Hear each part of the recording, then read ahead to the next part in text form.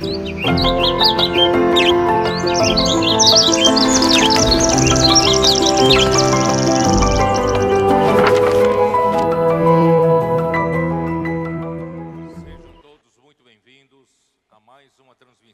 tous les bienvenus à une nouvelle transmission de l'Institut Vie pour tous.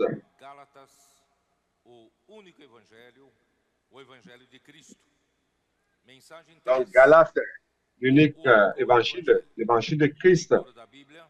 Message de joie, l'unique évangile. Lecture biblique, Galates 1, versets 6 à 12.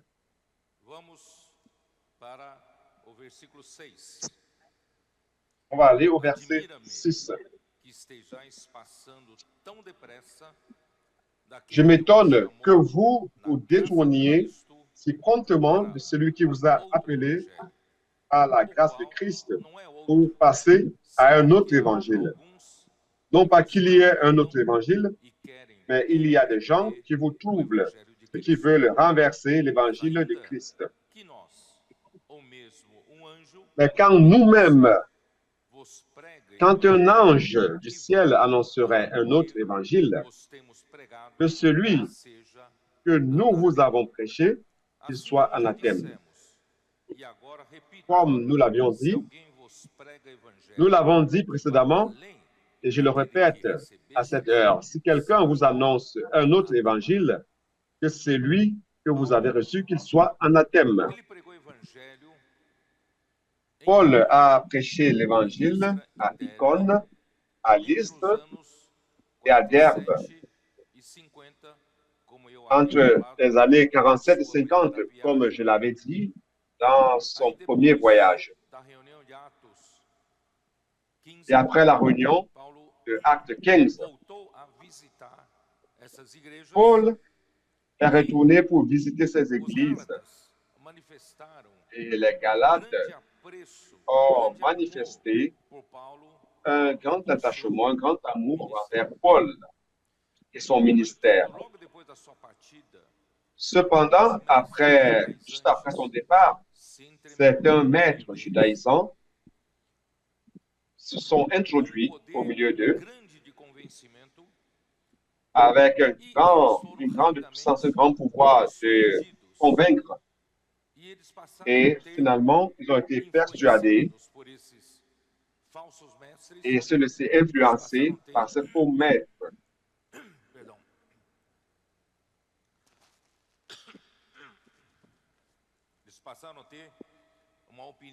Ils ont commencé à avoir une opinion dépréciative de l'apôtre et son ministère.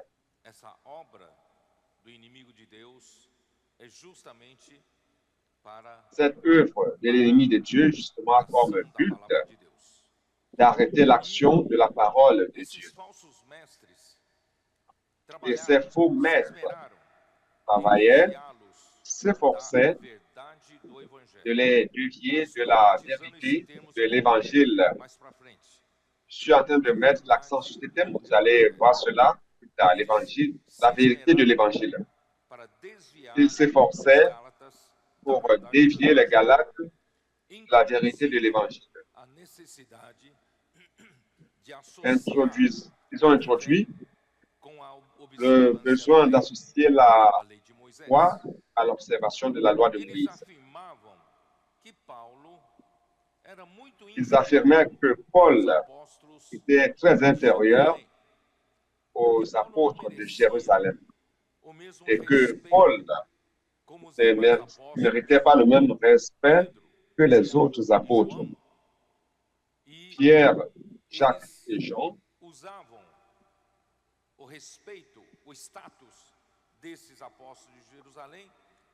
ils utilisaient le statut de ces apôtres de Jérusalem pour travailler au milieu des gentils, des païens. Donc, Paul a dû écrire, et vous allez comprendre le motif pour lequel Paul a écrit le chapitre 2 de Galates. Par exemple, verset 6, à partir du verset 6,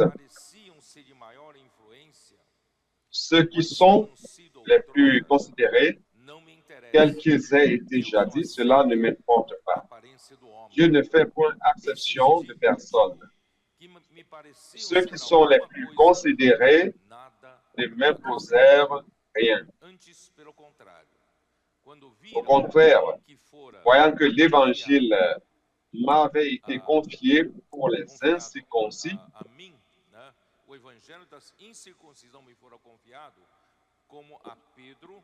comme à Pierre pour les circoncis. Car celui qui fait de Pierre, celui qui a fait de Pierre l'apôtre des circoncis, a aussi fait de moi l'apôtre des païens.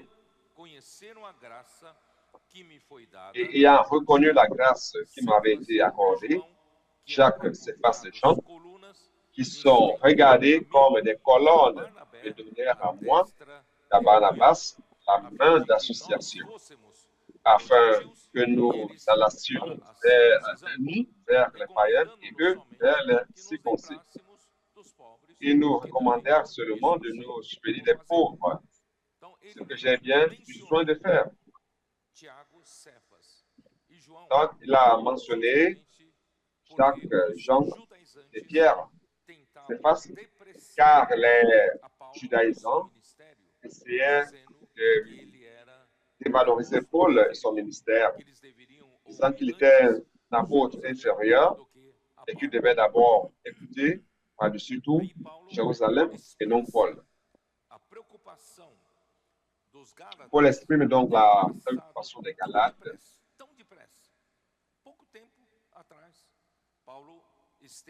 qui, lorsque Paul était au milieu d'eux, il y a peu de temps de cela, lorsqu'il arrive à Corinthe, juste un temps après, il se rend compte le tort qui a été causé au milieu de ces frères par les judaïsants. C'est pour cela qu'il dit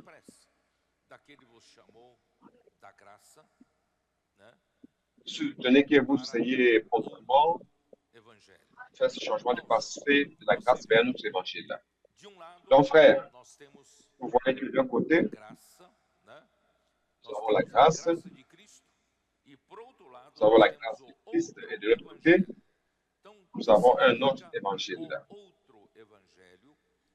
Alors, que signifie un autre évangile? Je vais utiliser la parole de Pierre lui-même dans Acte 15.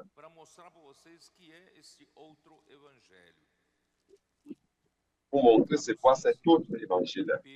Acte 15,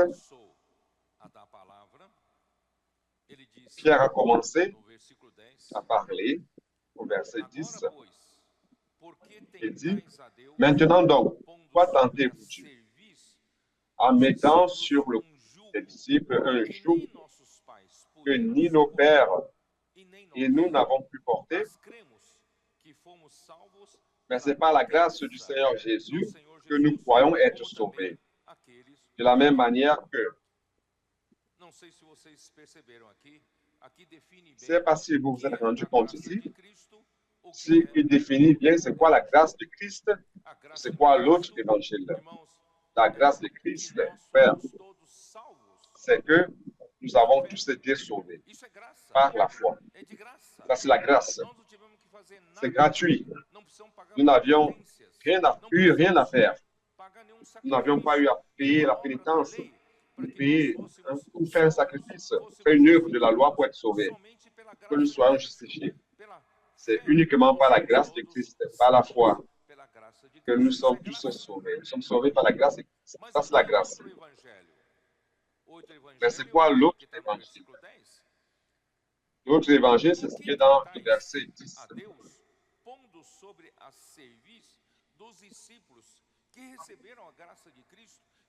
Il dit, maintenant donc, pourquoi tentez-vous Dieu en mettant sur le cou des disciples un joug que ni nos pères, ni nous n'avons supporté?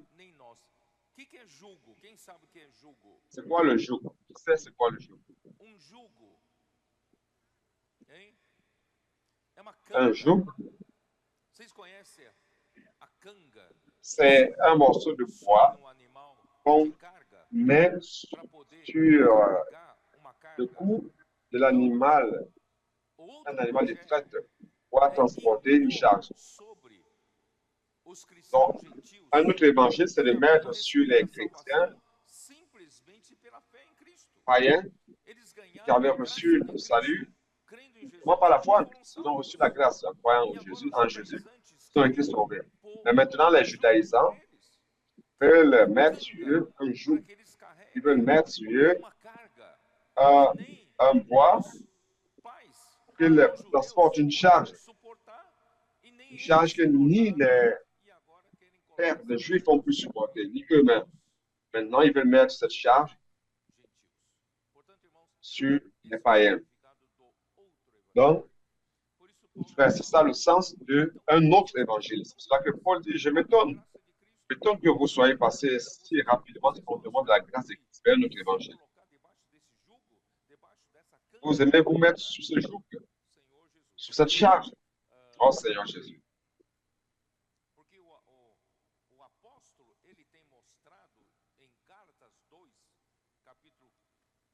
Là, l'apôtre a montré dans Galates 2, 2,15, je disais un coup d'œil, Galates 2,15. Il dit ceci.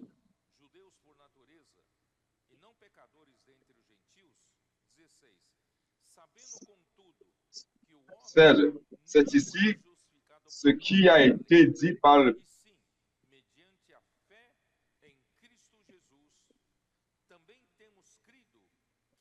Galates 2,16. Néanmoins, sachant que ce n'est pas par les œuvres de la loi que l'homme a été justifié, mais par la foi en Jésus-Christ. Nous aussi, nous avons cru en Jésus-Christ afin d'être justifiés par la foi en Christ et non par les œuvres de la loi, parce que nul chair ne sera justifié par les œuvres de la loi. Et montre d'une manière ferme que personne n'est justifié en faisant quoi que ce soit, en accomplissant la loi pour répondre aux exigences de la loi. Non, personne n'est justifié. Personne ne peut être justifié par les œuvres de la loi. Frère, nous sommes justifiés simplement par la foi en Christ Jésus. Pourquoi voulez-vous mettre un autre joug, une autre charge que Christ ne vous a pas donné? Vous savez, c'était ça sa préoccupation. Il est très intéressant de voir que là, lorsque Paul, lors de son premier voyage, lorsqu'il est arrivé à Antioche de Pisidie, dans Acte 13, il a donné une parole très claire sur cela. Je pense que nous pouvons profiter pour lire cela, Acte chapitre 13. Acte chapitre 13. Il est arrivé à Antioche de Pisidie. Il a dit ceci. Oh Seigneur Jésus. Si c'est très long, mais je pense que ça vaut la peine de lire cela.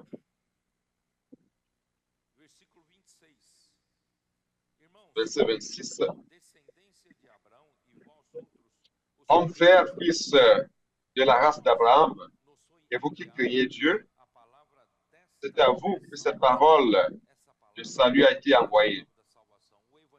Cette parole, c'est la parole du salut, l'évangile de Christ.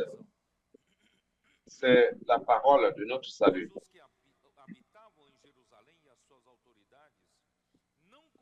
Car les habitants de Jérusalem et leurs chefs ont méconnu Jésus et en le condamnant, ils ont accompli les paroles des prophètes qui se lisent chaque sabbat.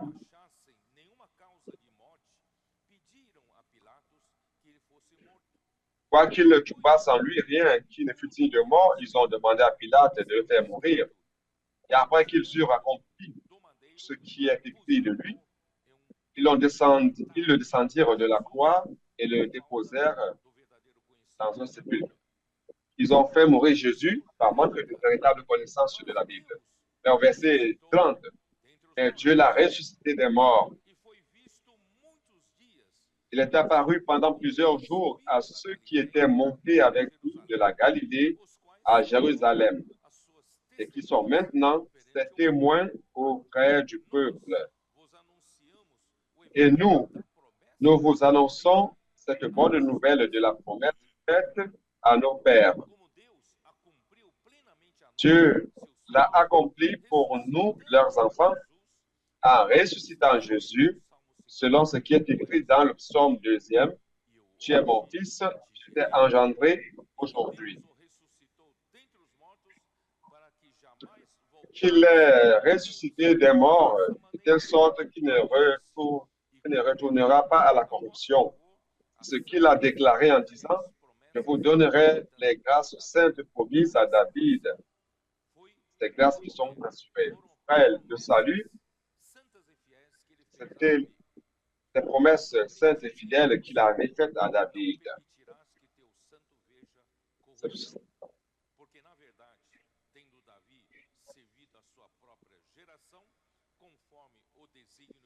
Verset 36, or David, après avoir son temps servi au dessein de Dieu, est mort, a été réuni à ses pères et a vu la corruption.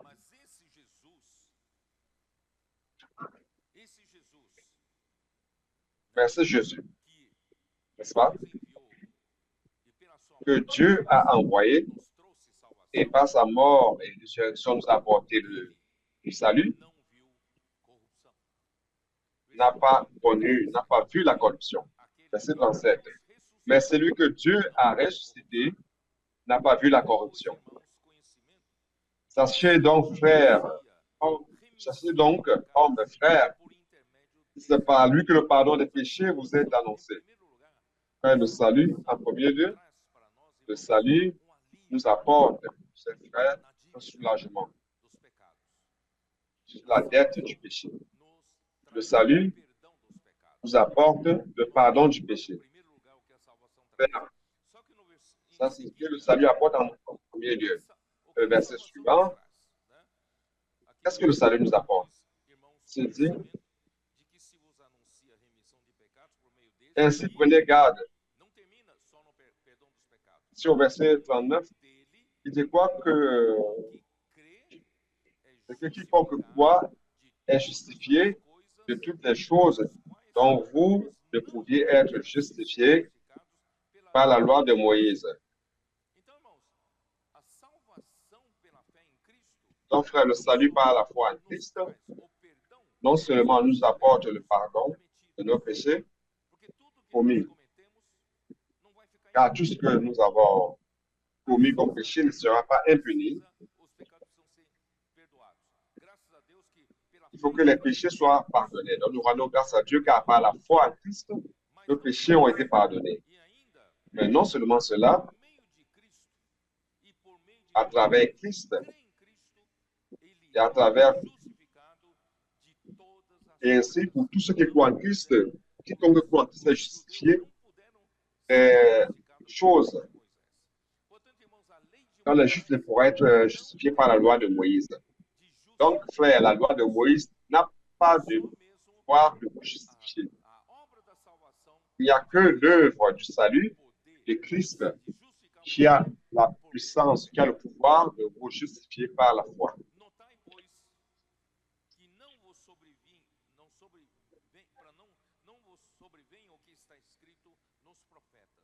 Ainsi, prenez garde qu'il ne vous arrive ce qui est dit dans les prophètes. Soyez contenteurs, soyez étonnés et disparaissez, car je vais faire en vos jours une œuvre que vous ne croiriez pas si on vous la racontait. Cet évangile, c'est l'évangile de Christ. Si vous comprenez, si vous avez la révélation, vous diriez, ça c'est l'œuvre que Dieu a faite. Et que personne n'allait croire si vous la comptez, s'il n'y a pas de révélation. Donc, nous avons reçu la grande récompense, frère. Lorsque vous croyez au Seigneur Jésus, c'est uniquement par la foi, vous croyez au Seigneur Jésus, vous recevez quoi? Le pardon du péché et vous êtes justifié. Justifié par la foi. Les Juifs essayent d'être justifiés par la pratique de la loi. Et personne n'a jamais été justifié par la pratique de la loi jusqu'à aujourd'hui. Même les plus orthodoxes, même les plus zélés. Personne n'a réussi à être justifié par la loi.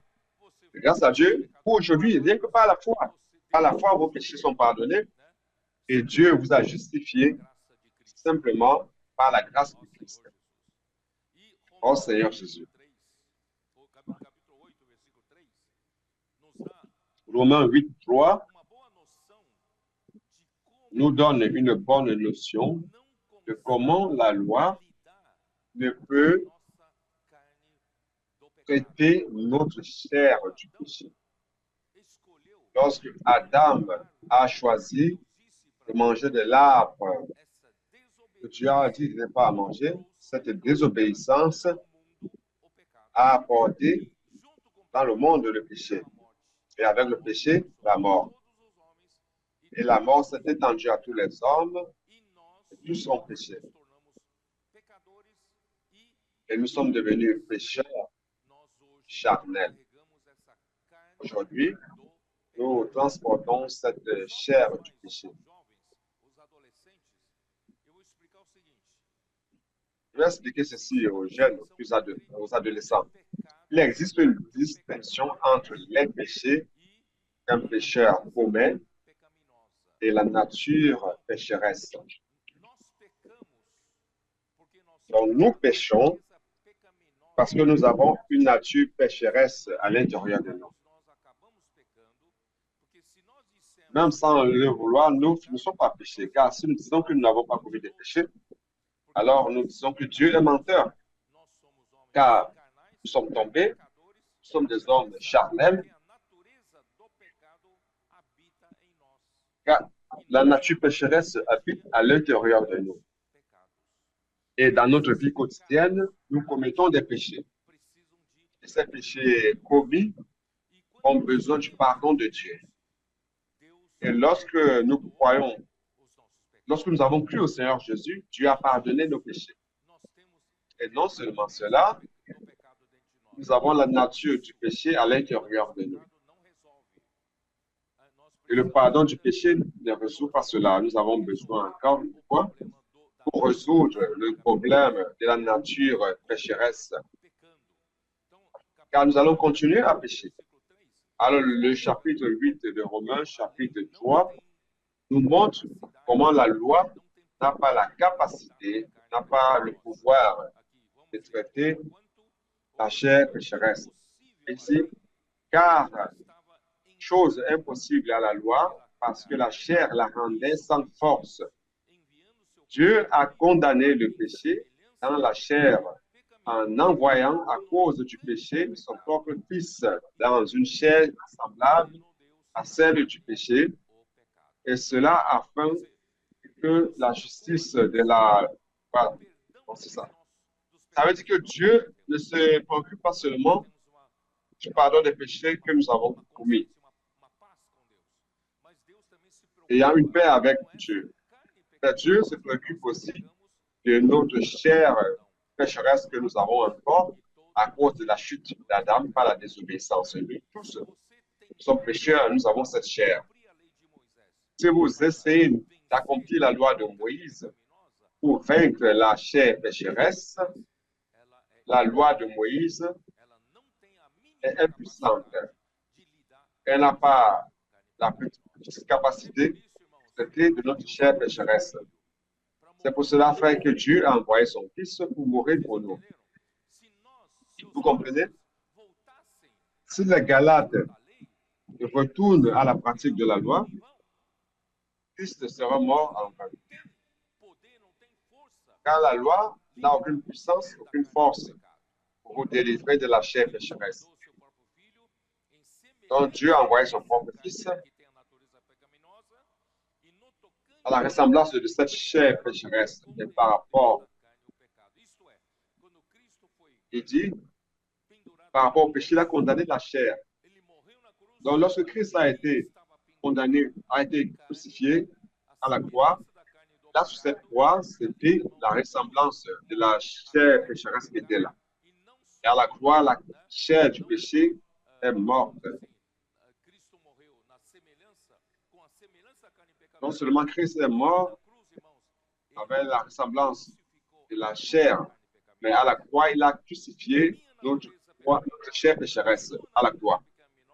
Ma nature pécheresse, la nature pécheresse dans la chair a été traitée une fois pour toutes. Il a mis fin à notre chair. Dieu a condamné dans la chair le péché. Donc, ce péché dont on parle, c'est la nature pécheresse. Oh Seigneur Jésus. Frère, c'est pour cela que l'évangile que Paul prêchait, c'était pas seulement, il ne s'agit pas seulement d'aider les hommes à se perfectionner dans la chair. La chair n'est pas perfectionnée par la loi. La chair ne traite pas, n'arrive pas à traiter, la loi n'arrive pas à traiter la chair. Donc, c'est pour cela que Paul prêchait la croix. C'est la croix qui va résoudre le problème de la chair. 1 Corinthiens, chapitre 1, jetez un coup d'œil, verset 17. Ce n'est pas pour baptiser que Christ m'a envoyé, c'est pour annoncer l'évangile. Et cela sans la sagesse du langage, afin que la croix de Christ ne soit rendue vaine. Enfin, malheureusement, l'homme cherche à faire des prédications, des sermons très beaux, belles prédications, remplies d'éloquence et de sagesse humaine. Et cela sera en train d'annuler l'essence de l'évangile. Car l'essence de l'évangile, c'est la croix de Christ. C'est la mort de Christ. Sans la mort de Christ,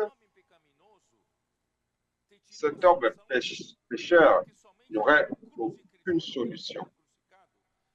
Car ce n'est qu'à la croix de Christ, lorsque Christ a été crucifié, que mon Dieu, moi, ma chair, pécheresse, a pris fin sur la croix. C'est ça l'évangile. C'est pour cela que Paul dit, verset 18, à la prédication de la croix, est une folie pour ceux qui périssent. Mais pour nous qui sommes sauvés, elle est une puissance de Dieu. La parole de la croix, c'est une folie pour les Juifs, mais c'est un salut pour nous. Oh Seigneur Jésus.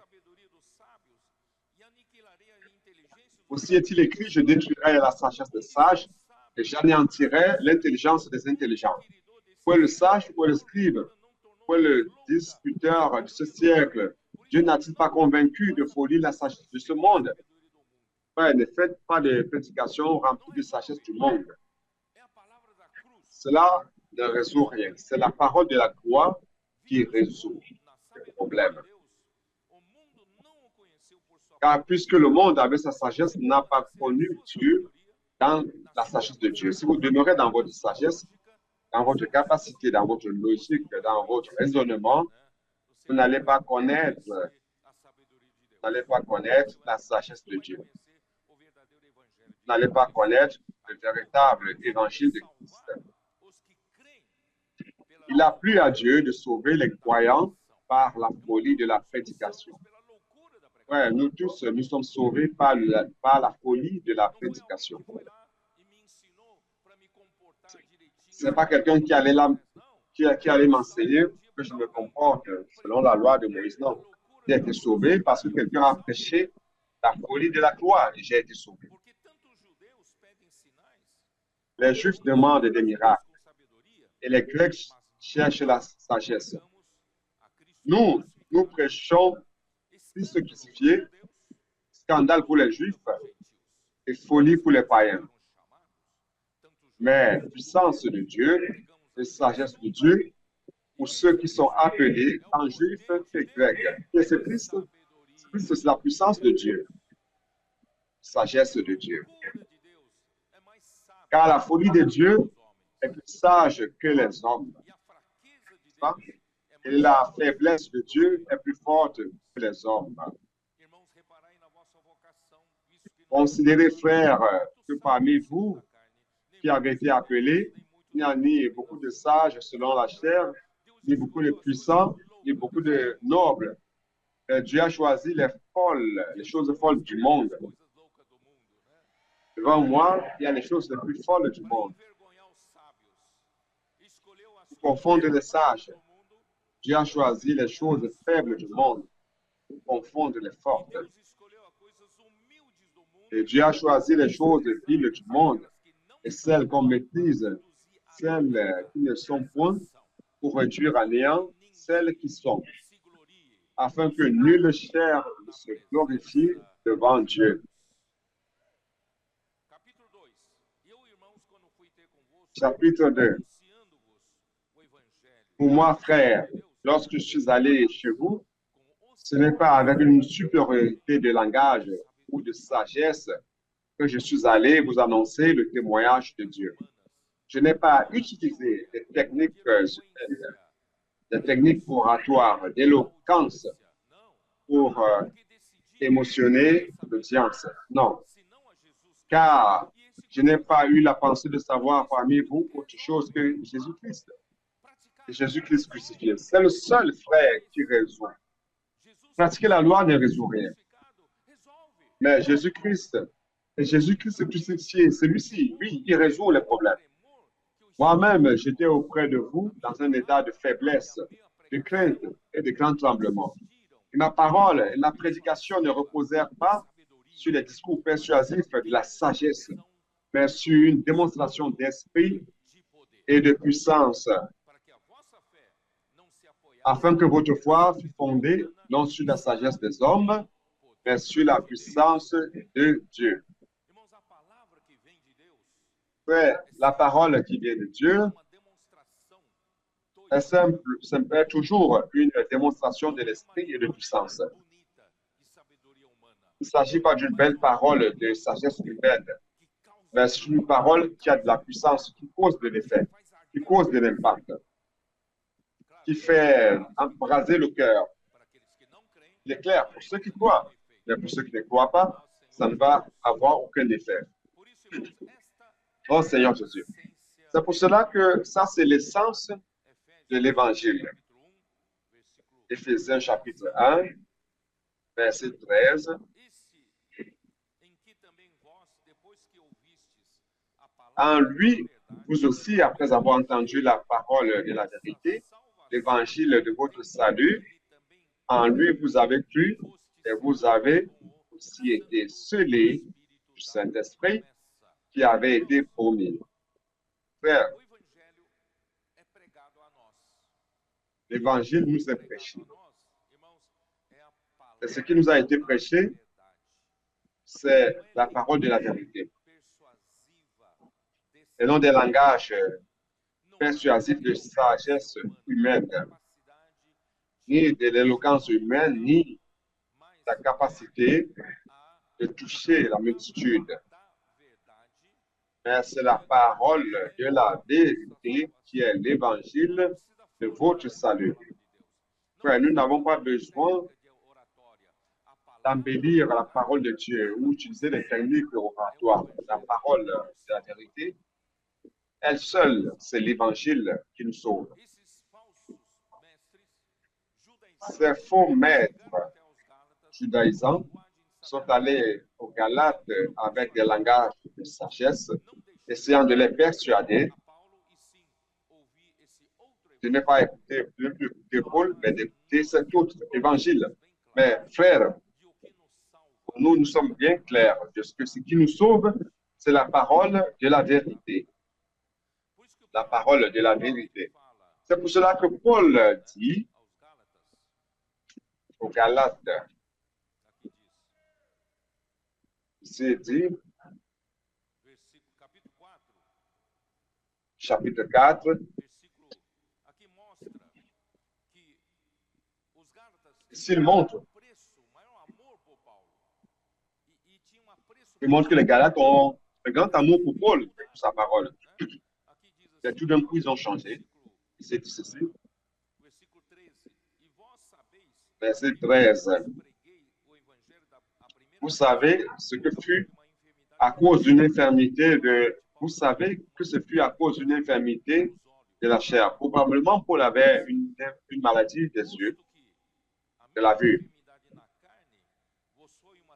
Il dit, c'est à cause d'une infirmité de la chair que je vous ai pour la première fois annoncé l'évangile. Et mise à l'épreuve par ma chair. Donc, ça devait être quelque chose de très mauvais, très laid. Vous n'avez témoigné ni mépris ni dégoût. Vous m'avez au contraire reçu comme un ange de Dieu, comme Jésus-Christ. Les Galates avaient un grand amour pour Paul. Il dit, où est donc l'expression de votre bonheur? Mais qu'est-ce qui a changé? Qu'est-ce qui a changé? Car je vous atteste que cela eût été possible, vous vous serez arraché les yeux pour me les donner. Suis-je devenu votre ennemi en vous disant la vérité? Je n'ai pas utilisé de sagesse humaine aujourd'hui. Je vous ai annoncé la vérité. L'évangile que je vous ai prêché, c'est la parole de la vérité. La parole de la vérité, c'est la seule chose qui sauve. C'est l'évangile de votre salut, comme Paul l'a dit aux Éphésiens. Verset 17, le zèle qu'ils ont pour vous n'est pas pur. Ces faux maîtres judaïsants essayent de vous éloigner de moi, d'enlever le respect que vous aviez envers moi, me dévalorisant en vous et mon apostolat. Pourquoi? Parce qu'ils veulent vous éloigner de moi, vous éloigner, vous isoler de moi, afin de ne pas écouter la parole de la vérité, et pour que vous commenciez à écouter les paroles qu'ils annoncent, qui est notre évangile. Le zèle qu'ils ont pour vous n'est pas pur, mais ils veulent vous détacher de moi, afin que vous soyez zélés pour eux. Alors maintenant, en Romains chapitre 6, vous allez comprendre chaque fois plus. Romains 6, Romains 6, verset 4.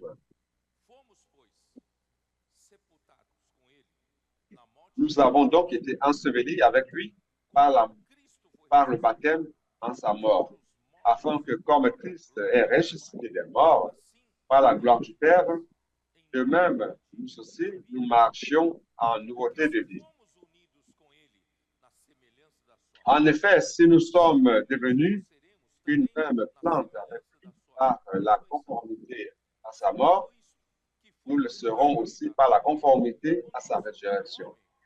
Sachant que notre vieil homme a été crucifié avec lui, afin que le corps du péché fût détruit, que nous ne soyons plus esclaves du péché.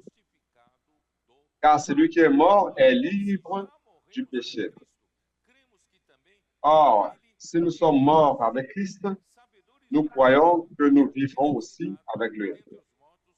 Sachant que Christ, ressuscité des morts, ne meurt plus, la mort n'a plus de pouvoir sur lui. Car il est mort, c'est pour le péché qu'il est mort une fois pour toutes. Il est revenu à la vie, c'est pour Dieu qu'il vit. Qu'est-ce que cela signifie?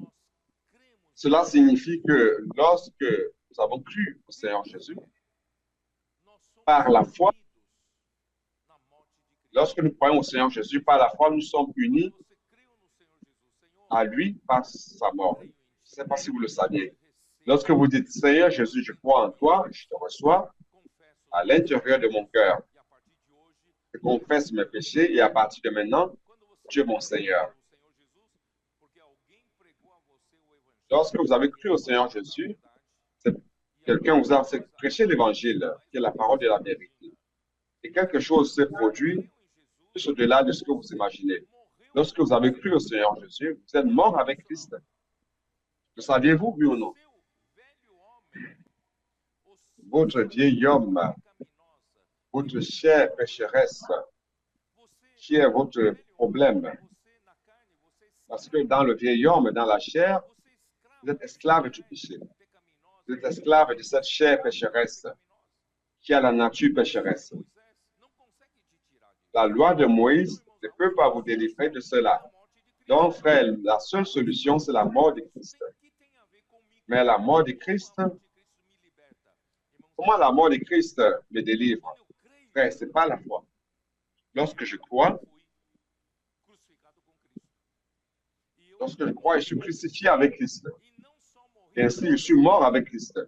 Non seulement je suis mort avec Christ, ce vieil homme, ce vieil égo, ce vieux moi est mort. Cette chair pécheresse a été ensevelie avec lui. Verset 4 dit, nous avons été ensevelis avec lui par le baptême en sa mort. Lorsque nous avons été baptisés dans l'eau, ça c'est un symbole. un témoignage que nous rendons de ce que nous sommes baptisés par l'Esprit, par le baptême de l'ensevelissement de Christ. Notre bien est mort à la croix de Christ, notre vieil homme a été enseveli avec Christ. Mais nous rendons grâce à Dieu, car tout ne s'arrête pas à l'envellissement. L'ensevelissement. Qui vit maintenant? Oh frère, non seulement on a été unis à la mort avec Christ, unis à l'ensevelissement de Christ, car j'ai été uni à lui, mais aussi par la foi, je suis uni à la résurrection de Christ. Lorsque Christ est ressuscité, vous êtes aussi ressuscité. Mais non plus ressuscité dans le vieil homme, ni dans la chair pécheresse, mais vous ressuscitez en nouveauté de vie. Maintenant, vous ressuscitez dans le nouvel homme, dans une nouvelle personne, un nouveau moi. Car si nous sommes unis à lui, à la ressemblance de la chair, nous serons aussi unis, nous devons une plante avec lui dans la conformité à sa mort, nous le serons aussi dans la conformité à sa résurrection. Sachant que notre vieil homme a été crucifié avec lui. À la croix, Christ a détruit le corps du péché, afin que le corps du péché fût détruit pour que nous ne soyons plus esclaves du péché. Car jusque-là, nous étions esclaves du péché. Or, nous sommes morts avec Christ. Nous croyons que nous vivons avec lui. Donc, celui qui est mort n'est plus influencé par le péché. Donc, c'est une histoire de foi. Vous pouvez vous dire chaque jour, je sens que j'ai encore le pouvoir du péché qui essaye de me rattraper. Mais frère, ça, c'est une histoire de foi.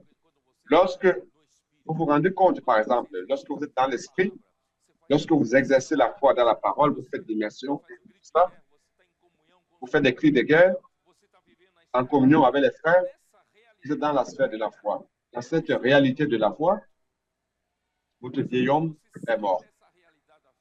Mais lorsque vous sortez de cette réalité de la foi, votre vieil homme vit. Vous comprenez? C'est pour cela que nous devons nous efforcer à tout moment pour être dans la réalité de la foi.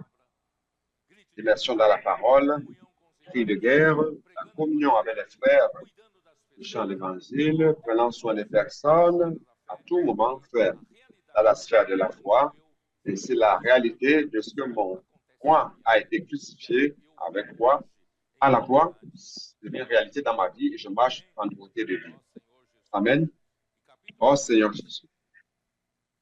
Au chapitre 7, verset 4, il dit ceci.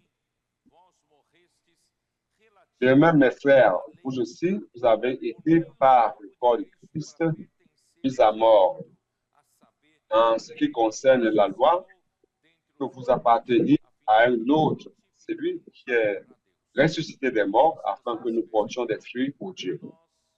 Je ne sais pas si vous vous rendez compte, chapitre antérieur, par la mort de Christ et par la foi, nous ne sommes ensemble morts. Celui qui est mort est délivré du péché. Vous vous rendez compte de ce que Christ nous a délivrés de l'esclavage du péché. Quelle merveille!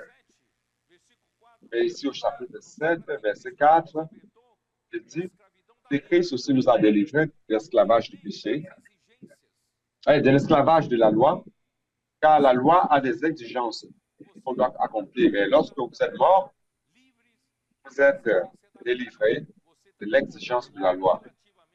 Vous êtes aussi mort relativement par rapport à la... Vous êtes mort par rapport à la loi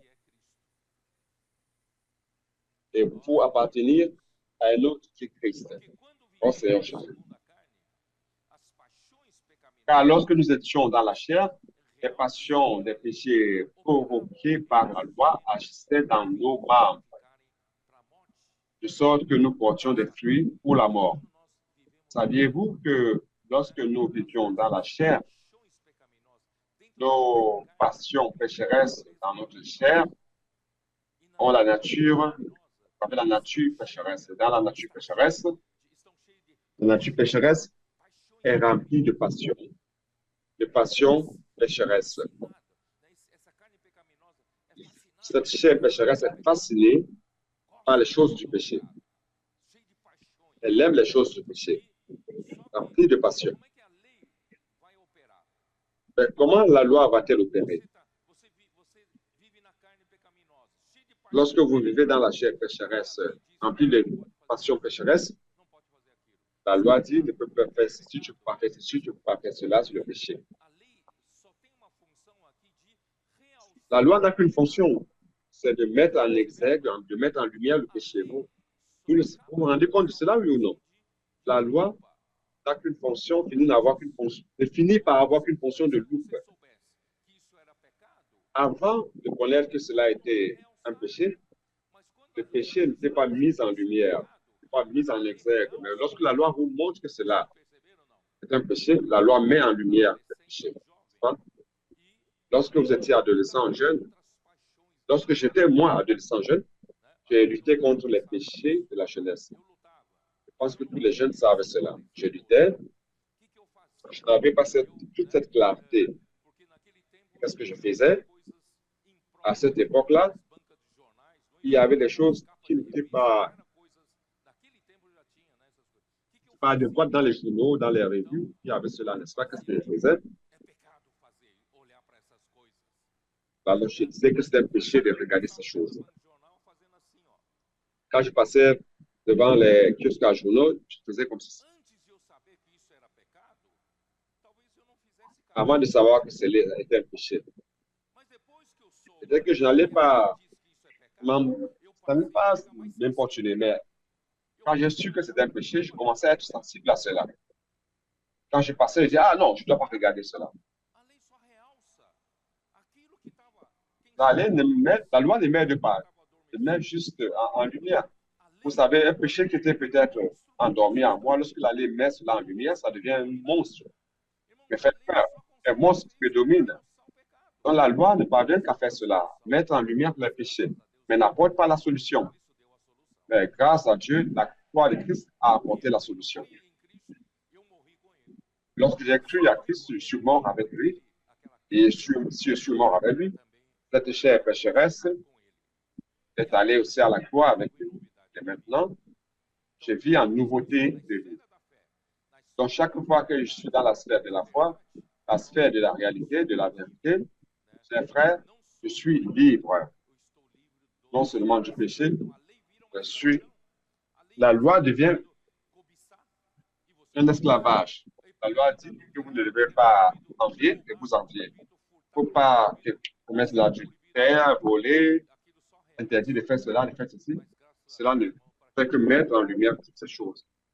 Nous rendons grâce à Dieu pour celui qui est mort, qui l'interdit. On n'a pas besoin de prohiber quoi que ce soit. Il suffit juste de vivre par l'esprit et on vit ainsi en nouveauté de vie en Christ. Oh Seigneur Jésus, ça c'est une délivrance, oui ou non? Quelle délivrance? Oh Seigneur Jésus. Éphésiens 2 montre notre vie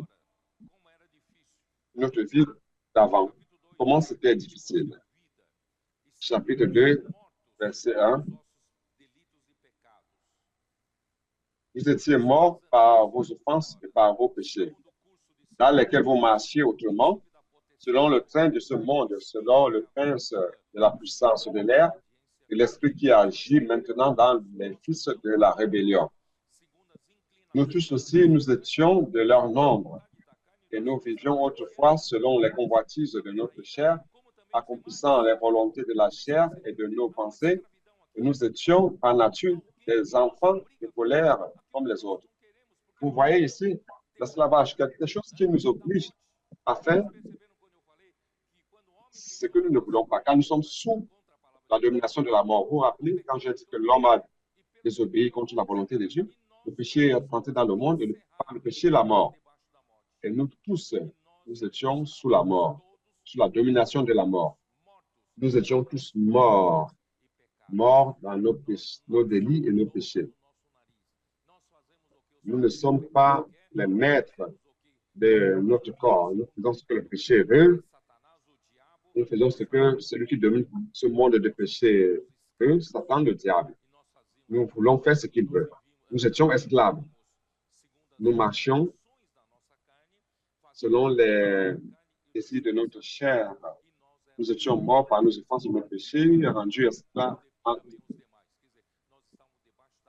Au verset 3, voilà. Nous étions sous la colère de Dieu, mais Dieu, verset 4, mais Dieu qui est riche en miséricorde, à cause du grand amour dont il nous a aimés, nous qui étions morts par nos offenses, nous a rendus à la vie avec Christ. Il nous a donné la vie avec Christ. De quelle manière?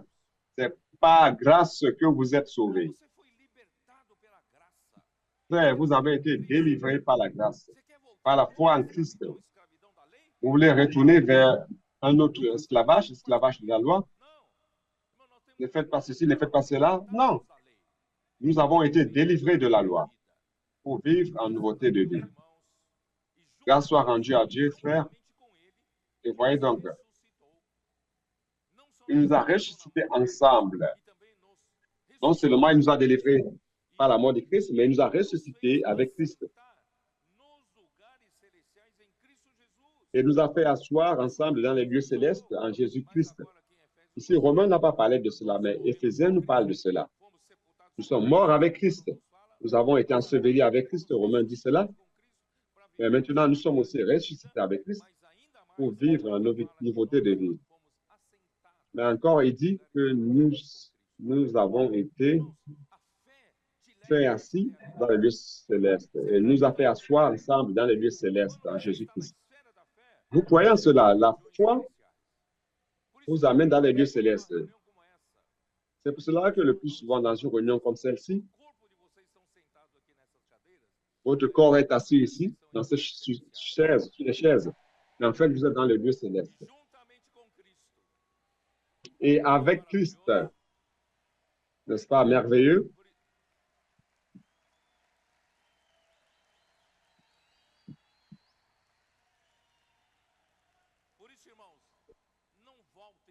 Frère, c'est pour cela que vous ne devez plus retourner dans la sphère de l'esclavage.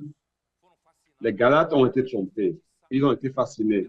Ils ont été envoûtés par l'éloquence de ceux qui se disaient être de Jérusalem. Ils avaient un statut plus important que Paul, méprisant Paul. Mais en fait, ils veulent nous ramener à l'esclavage ici sur terre, l'esclavage du péché, de la loi. Nous rendons grâce au Seigneur, car par la grâce, nous sommes sauvés. Verset 8, allons lire le verset 8. Car c'est par la grâce que vous êtes sauvés, par le moyen de la foi. Frère, toute cette histoire se passe dans la sphère de la foi. Et cela ne vient pas de vous, c'est le don de Dieu, c'est un cadeau de Dieu. C'est gratuit, c'est pour cela que par la grâce, nous sommes sauvés. Ce n'est pas par les œuvres afin que personne ne se glorifie. Je suis arrivé à un état merveilleux du salut parce que j'ai fait tant de choses. Ce n'est pas cela, frère, ce n'est pas par les œuvres. Car nous sommes son œuvre ayant été créés en Jésus-Christ pour de bonnes œuvres que Dieu a préparées d'avance afin que nous les pratiquions. Nous sommes une autre créature. Nous ne sommes plus de la sphère terrestre. Nous sommes de la sphère céleste, la nouvelle création.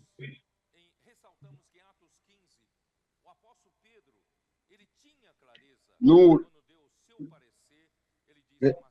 mettons l'accent sur le fait que dans l'acte 15, Paul dit que nous sommes sauvés par la grâce du Seigneur Jésus, tout comme les païens l'ont été aussi. Maintenant, nous sommes avec les païens, nous tous sommes païens, au niveau supérieur. On ne va pas laisser les païens pratiquer la loi, mais nous sommes dans la sphère de la grâce au Seigneur Jésus. Donc cet autre évangile, c'est l'évangile qui veut pervertir l'évangile de Christ. Ceux de la Judée enseignaient les frères le besoin de pratiquer la circoncision pour être sauvés. C'est dans Acte 15:1 et d'observer la loi de Moïse. Verset 5. Cela donnait la séquence à leur travail parmi les gentils. Donc, l'exigence que Jacques a mis dans le rapport final, que j'appelle l'exigence lévitique, qui ne sont même pas dans la loi de Dieu, dans le commandement de Dieu, cela a donné de la force, car il a demandé à ce que cela soit recommandé dans les églises des païens. Et pour les Barnabas, ont dû faire cela fidèlement, mais cela finit par nuire, nuire et cela a favorisé le travail des judaïsants. Un autre évangile aussi, c'est d'associer la pratique de la loi de Moïse à la foi. Faire la foi nous amène dans les régions célestes, mais la pratique de la loi veut nous ramener ici sur terre. Donc, il s'agit de deux choses de nature totalement différentes. Ces choses ne peuvent pas être conciliées. On ne peut pas les mettre ensemble. On ne peut pas mettre la loi et la foi ensemble. Retourner à la pratique de la loi paralyse l'œuvre de Dieu dans le Nouveau Testament. Vous avez écouté cette affirmation? Retourner à la pratique de la loi, c'est paralyser l'œuvre de l'Esprit dans le Nouveau Testament. Et retourner à l'Ancien Testament, la pratique de la loi, c'est révéler totalement inefficace pour faire la volonté de Dieu. C'est un grand piège de Satan, utilisant ses tentacules, son département du monde, de la religion, pour tromper l'homme. Frère, le monde est totalement illusion. Il trompe l'homme. Ce que Paul prêchait, c'était l'unique évangile. L'évangile de Christ, c'est dans Galates 1, verset 12. Verset 11 dit ceci: je vous déclare, frère, que l'évangile qui a été annoncé par moi n'est pas de l'homme, car je ne l'ai ni reçu ni appris d'un homme, mais par une révélation de Jésus-Christ. Paul n'a inventé aucune ligne philosophique chrétienne. Paul n'a pas inventé une nouvelle ligne doctrinale pour la prédication dans les églises. Non. Tout ce que Paul prêchait, c'était de suivre fidèlement la révélation de Jésus-Christ. Donc, les paroles que Paul prêchait étaient des paroles de la révélation de Jésus-Christ. C'est pour cela que Paul dit au verset 8, mais quand nous-mêmes, quand un ange du ciel annonçait un autre évangile que celui que nous avons prêché, qu'il soit anathème, comme nous l'avons précédemment, comme nous l'avons dit précédemment, et je le répète à cette heure. Si quelqu'un vous annonce un autre évangile que celui que vous avez reçu, qu'il soit anathème. Frère, qu'il soit maudit. Nous ne pouvons pas prêcher un évangile qui va au-delà de l'évangile de Christ. C'est pour cela, frère, qu'ici dit,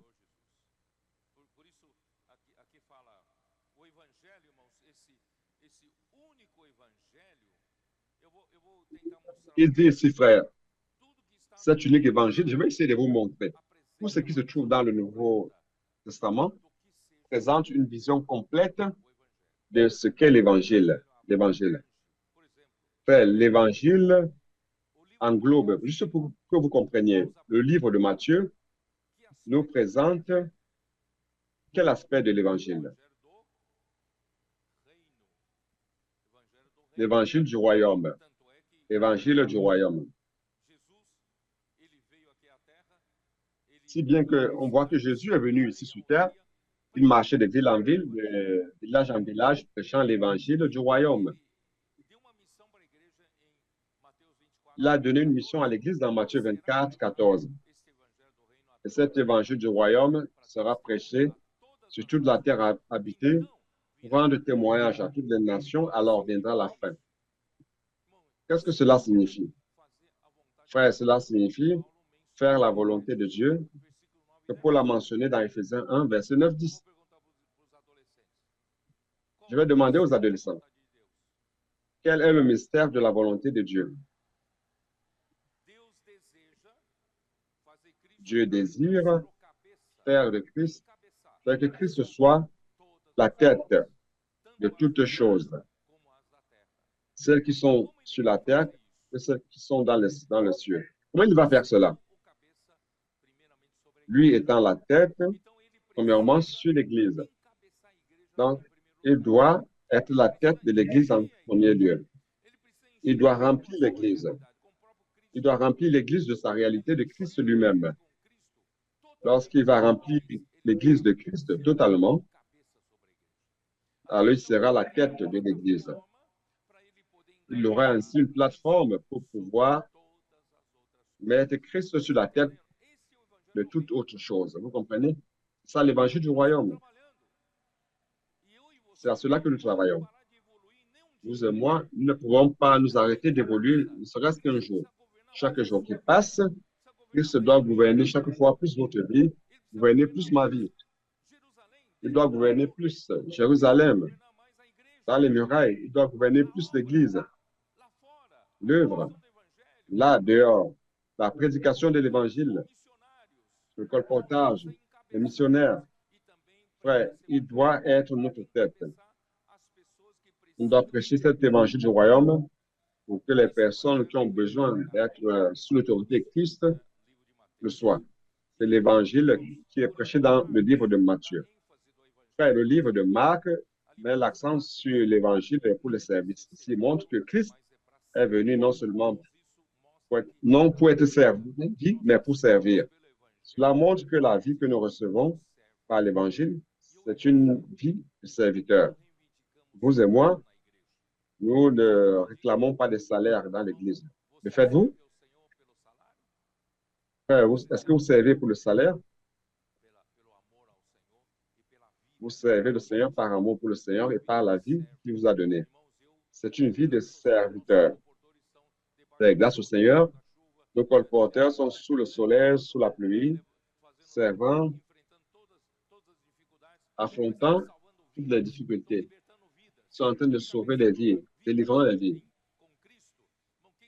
ramenant ces vies sous l'autorité de Christ. Est-ce qu'ils exigent des paiements extra ou des congés? Non, ils n'exigent rien, car ils ont l'esprit de serviteur. Nous servons le Seigneur. Donc, dans l'Église, c'est la même chose. Frère, je ne sers pas pour recevoir une gratitude, mais je sers par amour, par la vie du serviteur que le Seigneur a mis en moi.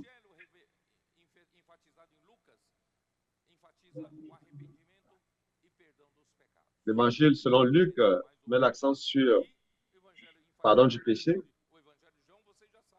Je vais commenter cela dans le livre de Jean.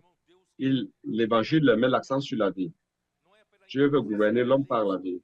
Ce n'est pas par l'imposition des lois ou l'imposition des règles, mais c'est par la vie de Dieu. Donc, frère, l'évangile que Paul prêchait englobait toutes ces choses. C'est pour cela que l'évangile que Paul prêchait, c'était un évangile complet. Si bien que, comme je vous ai dit dans Colossiens 1, verset 25, il dit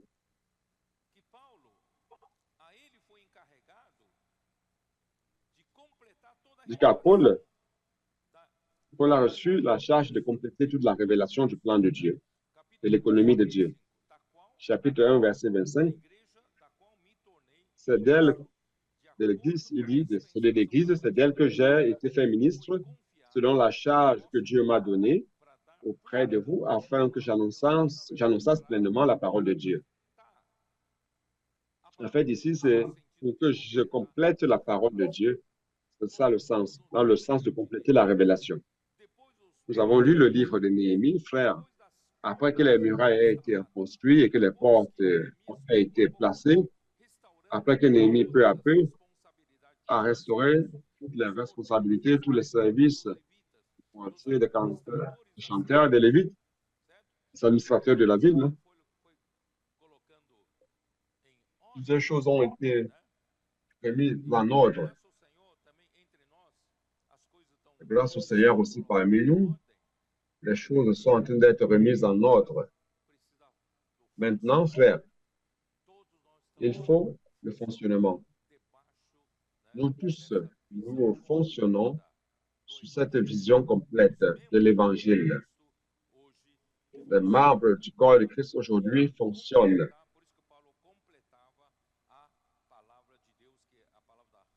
Paul, complétait la parole de Dieu qui est la révélation de l'Évangile.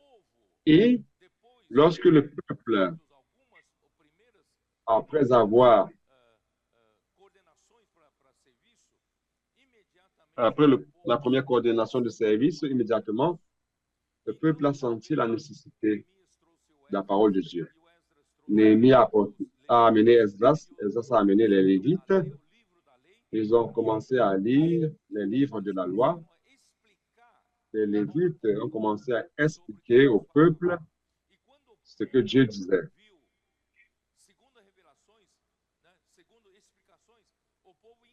Et selon l'explication, le peuple expliquait ce qui se disait. Et le peuple devenait très content, très joyeux. Frère, c'est cela. Le plus souvent, nous disons que nous devons retourner à la parole de Dieu, à la Bible. Très bien. Nous tous nous sommes d'accord avec cela. La parole de Dieu, c'est notre guide, notre principe, c'est les rails qui nous guident. Mais combien de chrétiens ont les Bibles entre les mains? Est-ce que tous comprennent la Bible? C'est pour cela qu'on a besoin de Lévites qui expliquent pour que le peuple comprenne ce qui se dit. Nous rendons grâce à Dieu, car Dieu a utilisé Paul pour nous apporter sa révélation. Et aujourd'hui, nous avons la révélation complète de l'Évangile de Dieu, qui est le plan de salut de Dieu pour l'homme. Oh Seigneur Jésus.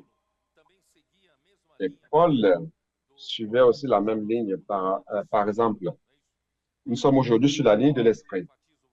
Vous vous rappelez que je mets l'accent le plus souvent dans Jean chapitre 3, Nicodème qui était un docteur de la loi, un maître de la loi.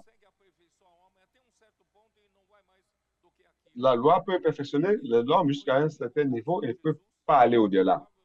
Alors il est allé rencontrer Jésus, qui avait probablement la moitié de son âge. Il a demandé à Jésus, Maître, Rabbi, nous savons que tu es un prophète de Dieu, car si ce n'était pas le cas, personne ne peut faire tout ce que tu fais.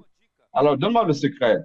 Donne-moi une astuce, comment tu parviens à faire cela et moi, je ne parviens pas à faire cela. Le Seigneur a dit, tu ne parviens pas à faire cela parce que tu dois en fait naître de nouveau. Celui qui est né d'eau et d'esprit ne peut entrer dans le royaume de Dieu. C'est-à-dire que tu dois aller vers une autre sphère. La prédication de l'Évangile dans le Nouveau Testament nous amène vers une autre sphère. La pratique de la loi que les judaïsants veulent imposer aux Galates, c'est pour nous ramener vers cette sphère terrestre. Dieu veut nous délivrer de cette sphère terrestre pour nous amener vers la sphère de l'esprit. C'est pour cela que Jésus dit, celui qui est né de la chair va continuer à être chair. Mais celui qui est né de l'esprit est esprit. Donc, dans le Nouveau Testament, Dieu veut gagner des personnes qui sont nées de l'esprit. Et il explique, disant que le vent souffle où il veut, tu ne peux savoir, vous ne savez d'où il vient, où il va. Ainsi, en est-il de tous ceux qui sont nés de l'esprit. Donc, frère, tous ceux qui sont nés de l'esprit vivent en nouveauté de vie.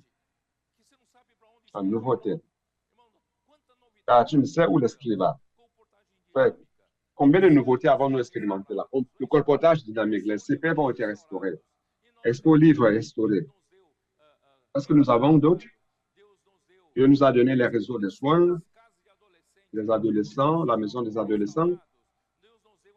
Nos jeunes ont été restaurés. Dieu nous a donné l'immersion, les filles de guerre. Il nous a donné tant de choses de l'esprit. Dans l'esprit, il y a toujours la nouveauté. Dans la loi, c'est la caducité de la lettre. Si vous restez dans la loi, ça devient quelque chose de vieux, caduque, répétition, qui ne nous amène pas la joie, mais l'esprit a la liberté et la nouveauté, n'est-ce pas? Comment le Seigneur va nous conduire durant ces 6 mois? Je ne sais pas. Peut-être qu'il y aura des nouveautés, il y en aura. C'est l'esprit qui va nous conduire. C'est pour cela, frère, que nous ne devons pas rester dans la lettre. Ce matin, j'ai dit au coopérateur, parfois j'ai peur que les plus vieux ont plus la tendance à aller vers la loi. Ai-je raison, oui ou non? Les plus jeunes ont la tendance de rester dans la simplicité de l'esprit. Les plus vieux ont plus de maturité, plus d'expérience. Alors, j'ai peur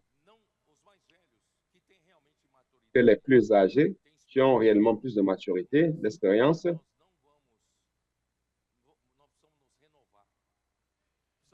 mais nous devons nous renouveler.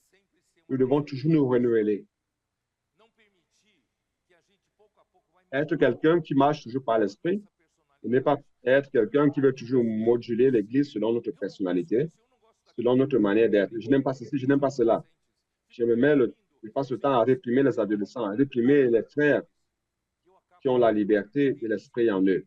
Et je finis par faire d'eux des gens comme moi. Vous comprenez ce que je veux dire, frères et sœurs?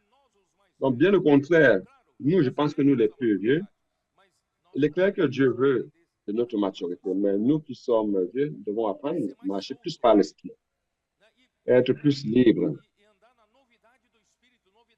et marcher dans la nouveauté de l'esprit, la nouveauté de la vie.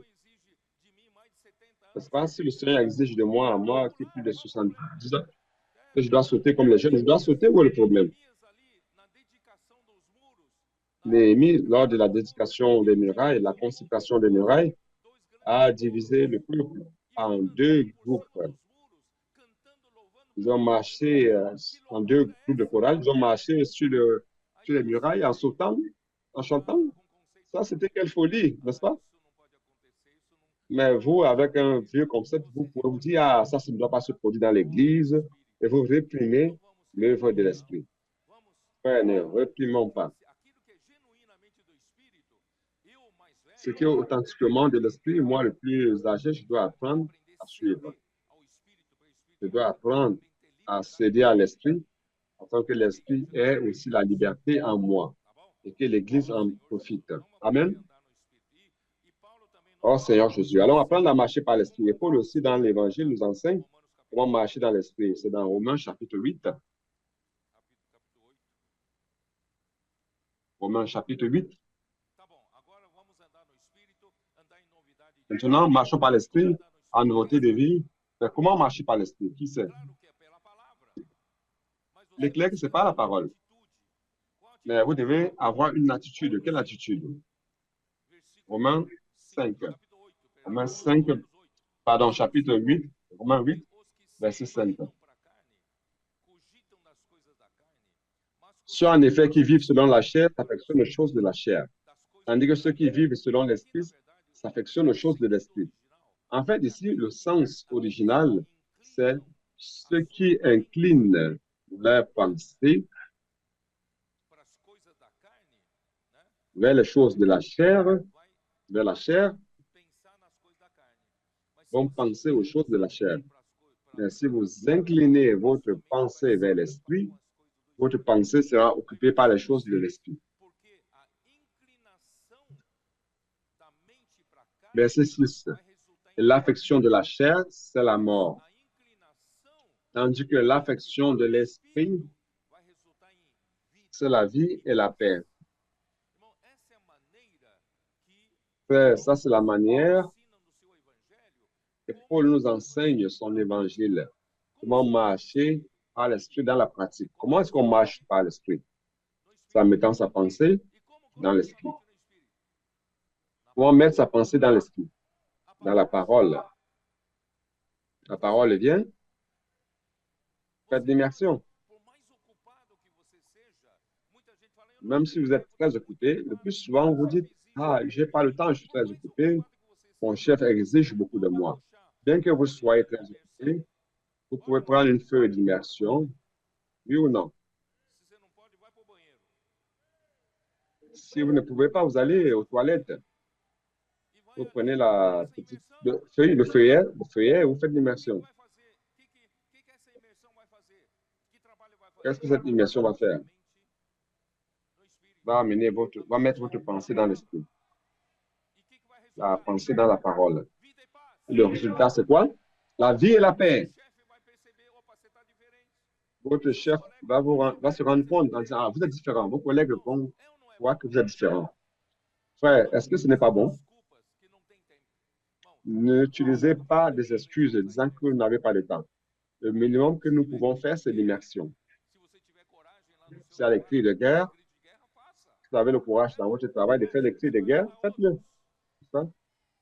Vous allez aider les autres. Oh Seigneur Jésus. C'est pour cela que mettre la pensée dans la chair, c'est l'inimitié contre Dieu.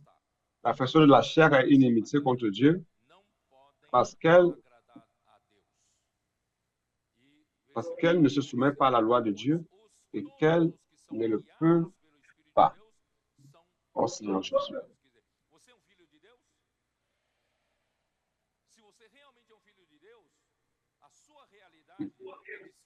Donc, sa réalité, c'est d'être conduit par l'esprit. Et non d'être conduit par votre logique, par votre côté rationnel. Vous devez être conduit par l'esprit, car vous êtes un enfant de Dieu. Et au verset 17, il dit ceci. Or, si nous sommes enfants de Dieu, nous sommes aussi héritiers de Dieu et co-héritiers de Christ. Si toutefois nous souffrons avec lui, afin d'être glorifiés avec lui. Un jour, frère, nous serons totalement gagnés par la vie de Christ, par la vie de Dieu, et nous allons être glorifiés. Cela sera la révélation de la gloire des enfants de Dieu qui est relatée à partir du verset 18. Je n'ai pas le temps de parler de cela.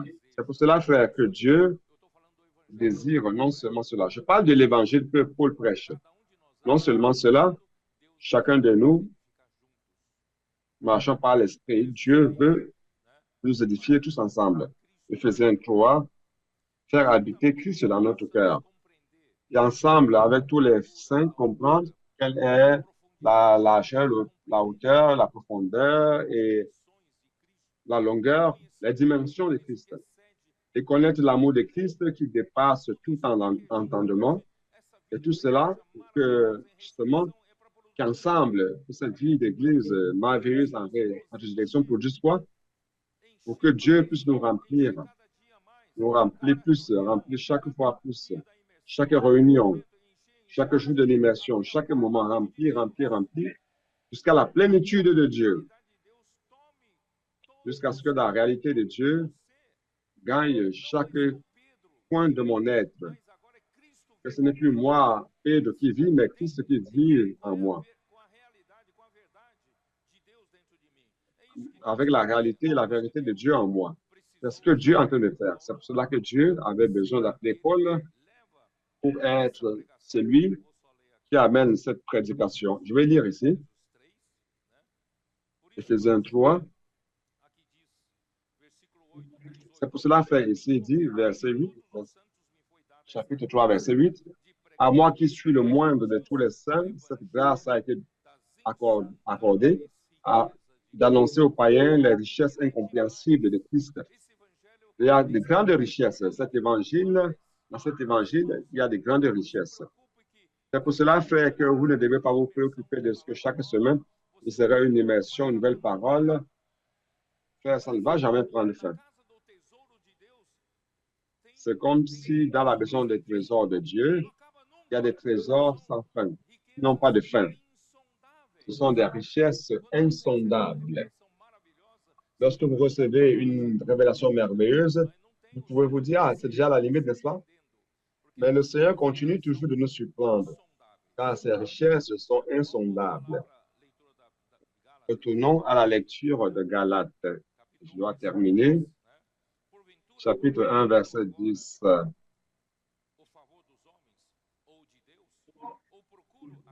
Et maintenant, est-ce la faveur des hommes que je désire ou celle de Dieu? Est-ce que je cherche à plaire aux hommes? Si je plaisais encore aux hommes, je ne serais pas serviteur de Christ. Frère, un serviteur de Dieu qui est réellement appelé par Dieu ne recherche pas la faveur des hommes. Il ne recherche pas à plaire aux hommes. Pourquoi? Vous savez? Car celui qui plaît aux hommes, c'est pour recevoir quelque chose en retour. Saviez-vous? Vous avez vu que je vais essayer de vous montrer cela. Il est un serviteur de Christ. Il doit plaire uniquement à Christ. Il ne peut pas chercher la faveur des hommes. Je vais mieux expliquer cela. Un serviteur de Christ, chers frères, ne recherche qu'à faire la volonté de celui qui l'a appelé. Jésus était le modèle. Jean 5.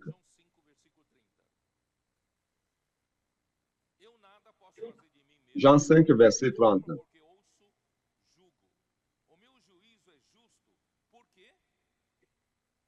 Je ne puis rien faire de moi-même. Selon que j'entends, je juge. Pourquoi? Parce que mon jugement est juste. Parce que je ne cherche pas ma volonté, mais la volonté de celui qui m'a envoyé. Un serviteur de Christ doit rechercher non sa volonté, mais la volonté de celui qui l'a envoyé. Oh Seigneur Jésus. Dans 2 Corinthiens 5, verset 9, 10, Paul dit ceci.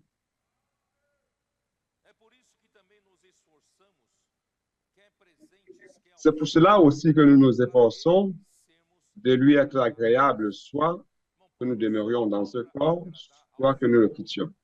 Donc, Paul ne voulait que plaire au Seigneur, soit par la vie, soit par la mort. Il veut plaire au Seigneur.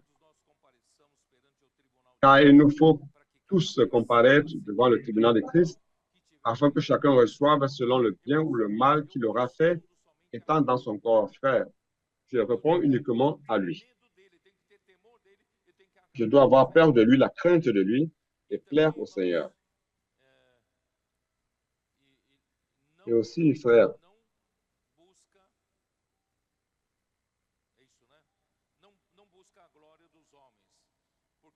ce n'est pas rechercher la gloire des hommes. Car dans Jean 7, jetez-y un coup d'œil. Jean 7, oh Seigneur Jésus.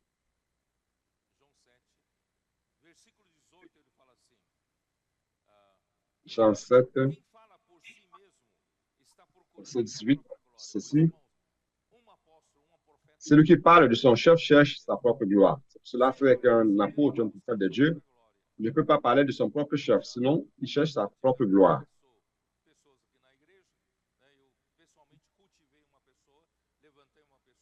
Moi, j'ai déjà pris soin des personnes dans l'Église. Il y a quelqu'un que j'ai pris soin de lui, qui a commencé à enseigner aussi la parole dans l'Église. Je me suis rendu compte qu'il a commencé à se dévier. Qu'est-ce qu'il faisait? Il prêchait. Et après, quand il allait saluer les frères, il disait, vous avez aimé ma prédication?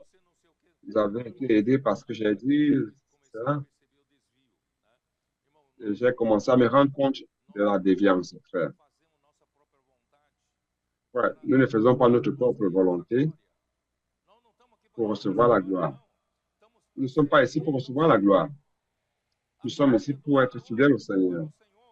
La gloire est du Seigneur, pour le Seigneur. Oh Seigneur Jésus. Donc celui qui parle pour soi-même recherche sa propre gloire. Mais celui qui recherche la gloire de celui qui l'a envoyé, celui-là est le véritable. Il n'y a aucune injustice en lui. Dans l'œuvre de Dieu, frère, Philippiens 4, j'étais un coup d'œil dans Philippiens 4.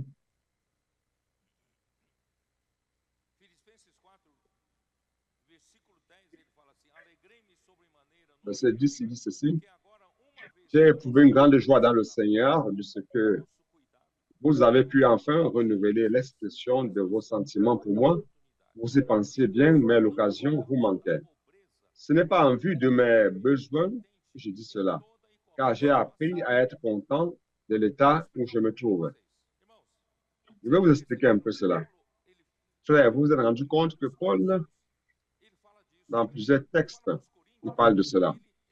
Il dit aux Corinthiens qu'il ne s'est pas approché des Corinthiens pour les choses matérielles. Et il a travaillé de ses propres mains pour ne pas être en charge par aucune église. Vous savez ce qu'il montre? C'est que parfois, un serviteur de Dieu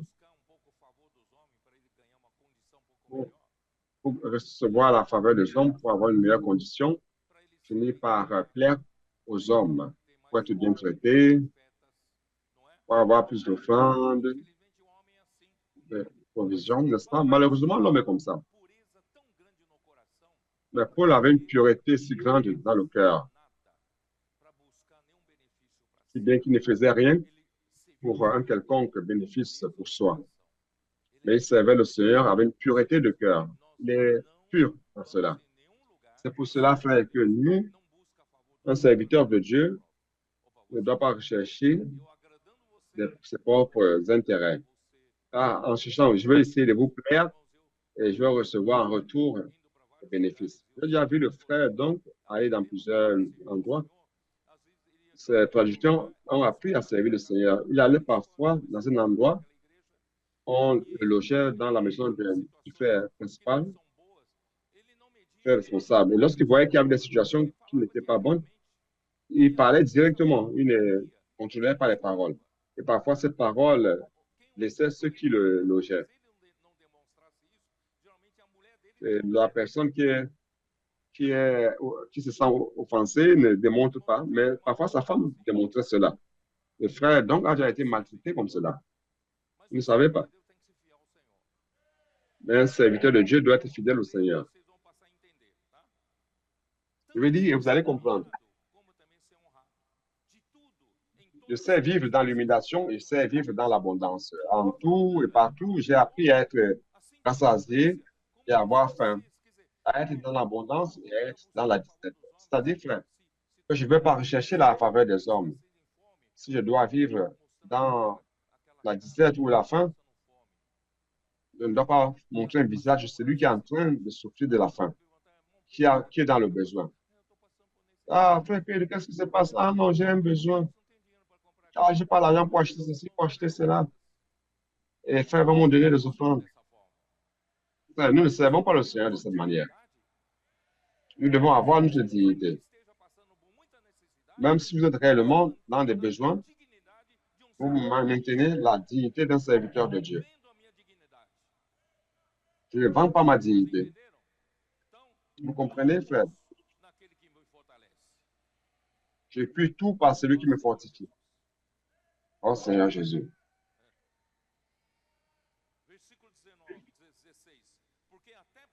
Verset 16. Car vous m'envoyâmes déjà à Thessalonique, et à 2 reprises, de quoi pourvoir à mes besoins. L'église à Philippe, frère, était la seule qui lui envoyait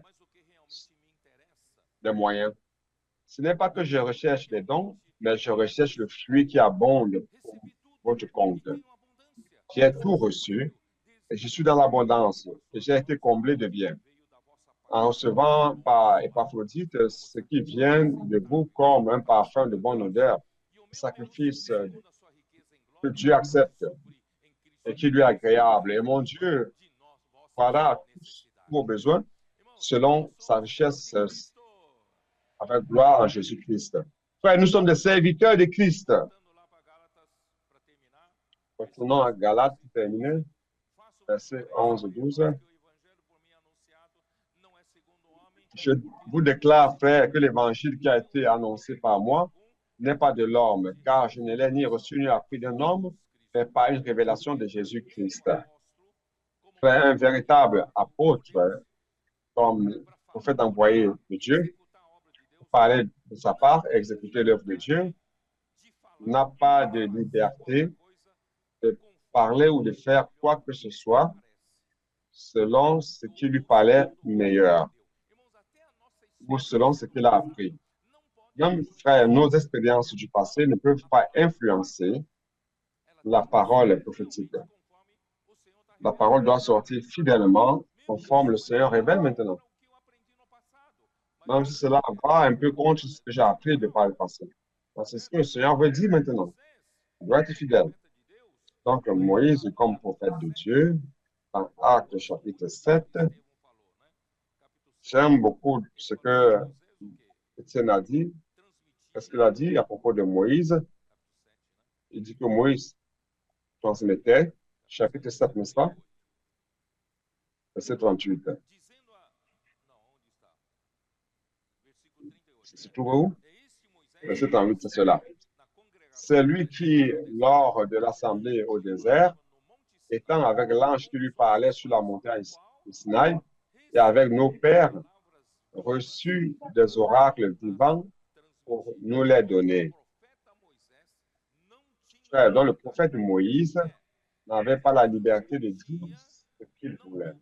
Il transmettait non pas une doctrine, non pas une connaissance biblique, mais il transmettait la parole vivante de Dieu.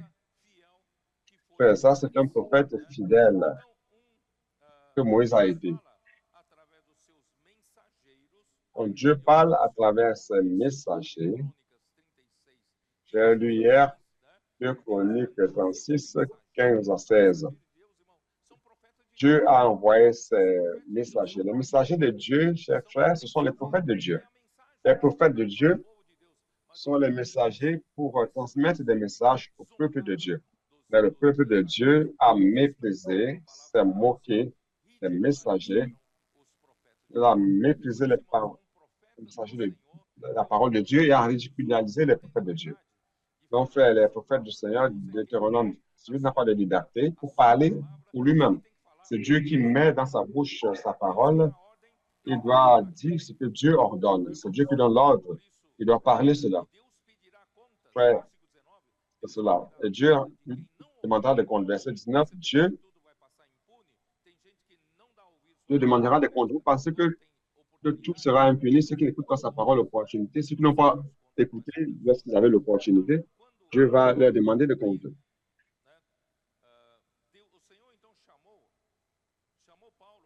Le Seigneur a appelé Paul pour être un dispensateur de la grâce de Dieu. Pour cela, c'est dans Éphésiens 4, Dieu a donné une révélation, Éphésiens 4, 2 et 3. Il a été donné à Paul cette grâce de prêcher l'évangile des insondables richesses de Christ à travers la révélation qu'il a reçue. Donc, la révélation de Jésus-Christ doit terminer avec Apocalypse 1.1. Okay? Allons-y. Apocalypse 1, verset 1. Révélation de Jésus-Christ que Dieu lui a donnée pour montrer à ses serviteurs les choses qui doivent arriver bientôt et qu'il a fait connaître par l'envoi de son ange à son serviteur Jean.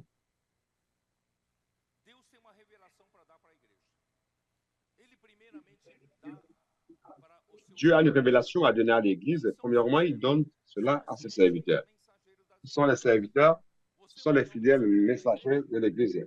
Vous êtes un fidèle messager de l'Église, vous transmettez la parole fidèlement à l'Église. Alors, si c'est le cas, vous êtes un messager. Dieu veut révéler à ce groupe de serviteurs, groupe de messagers. Je suppose qu'un groupe de mes coopérateurs sont un groupe de serviteurs. D'autres leaders dans l'Église sont un groupe de serviteurs aussi. Ce groupe de serviteurs, Dieu leur donne la révélation premièrement, et après ils enseignent fidèlement cette révélation à l'Église. Vous aussi, vous pouvez être un de ceux-là. Mais Dieu ne révèle pas à tous ses serviteurs une seule fois. Jésus-Christ envoie à travers son ange à une seule personne, à Jean. Et Jean transmet à ce groupe de serviteurs. Ce groupe de serviteurs, avec Jean, passe cette révélation à l'Église. Je vais changer un peu mon concept. Je vais vous parler. Parce que Acte 2, 42 dit, il persévérait dans l'enseignement des apôtres. Pluriel, apôtres. Là, on a 12 apôtres à Jérusalem. Mais vous voyez que l'enregistrement de la parole de de Pierre. Vous n'écoutez pas parler des autres apôtres, même dans Acte 15. Vous ne voyez pas d'autres apôtres. Dans Acte 21, il n'y avait plus d'apôtres là. Bien qu'il n'y avait que Pierre qui parlait, l'enseignement était l'enseignement des apôtres. Donc, je voulais dire ceci à mes coopérateurs et ceux qui font partie de ce groupe de serviteurs. L'enseignement, c'est l'enseignement du groupe de serviteurs. Malgré que Dieu m'ait donné, m'ait chargé, notifié au groupe de serviteurs, je peux dire que cet enseignement est l'enseignement du groupe de serviteurs. C'est l'enseignement du groupe de serviteurs.